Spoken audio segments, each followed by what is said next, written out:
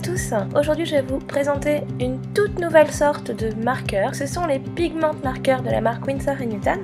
Winsor & Newton m'a donc envoyé cet assortiment pour que je puisse les tester et vous les présenter. Ces marqueurs sont vraiment différents des marqueurs que l'on connaît jusque-là et c'est justement ce que vous allez découvrir dans cette revue. J'ai ainsi découvert le tout nouveau blender blanc, donc c'est un blender qui est gris blanc, qui permet de mélanger les couleurs et de les éclaircir, ce qui permet d'augmenter la palette de couleurs disponible. Il existe aussi un blender incolore, donc je ne le possède pas, il fonctionne sur le même principe sauf qu'il est transparent. J'adore leur design épuré et on peut facilement reconnaître ces feutres avec la pastille colorée portant le numéro du feutre. Il existe plus de 100 couleurs, sans compter le blender blanc et le blender transparent. Il existe 5 sets de pigment markers, donc les tons vibrants et les tons riches, ainsi que les tons bleus, les tons chers et les gris froids. Cela dit, vous pouvez également choisir de commander ces feutres à l'unité et de créer votre propre assortiment. Ces feutres sont à utiliser sur un papier spécial, adapté et imperméabilisé, mais je vous en reparlerai plus tard. Comme les Pro Markers, ces feutres possèdent deux pointes, une pointe biseautée large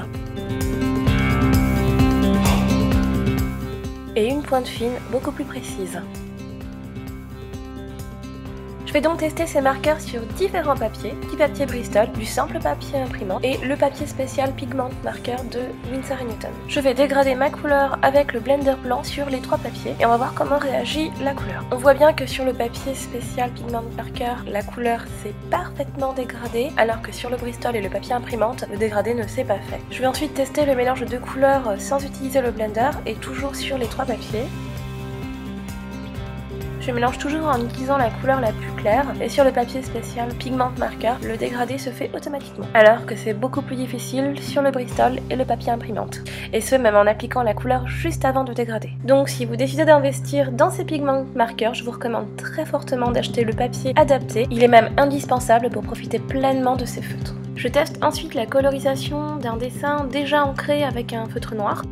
Les mêmes feutres que j'utilise d'habitude pour les colorisations au feutre alcool. Et comme vous pouvez le constater, si on encre avant, le pigment marqueur fait baver le feutre noir. Moi ce que je vous conseille, c'est de faire vos dessins crayon papier, de coloriser autant que vous voulez, de mettre une couleur, d'en mettre plusieurs, de faire des dégradés ou des mélanges, et ensuite de repasser au feutre noir. Je trouve que les simples feutres noirs ne sont pas tellement efficaces par-dessus ces feutres. Ce que je préfère utiliser, ce sont des Posca noirs, parce que je trouve que le noir reste très opaque, le feutre glisse bien sur la couleur du pigment marqueur et on a un beau contour noir. Et voilà pour la revue de ces Pigment Markers. En tout cas moi je les adore, je trouve qu'ils sont complètement différents de ce que j'ai pu utiliser jusque là, donc ça ne ressemble pas du tout à des feutres alcool. Je travaille les couleurs plutôt comme si c'était de la peinture, donc j'ai préparé un dessin dans lequel je vous ai tourné un tuto pour vous apprendre à coloriser avec ces feutres là. Je vous retrouverai la semaine prochaine pour ce tuto. En attendant, je vous fais des gros bisous et je vous dis à très bientôt.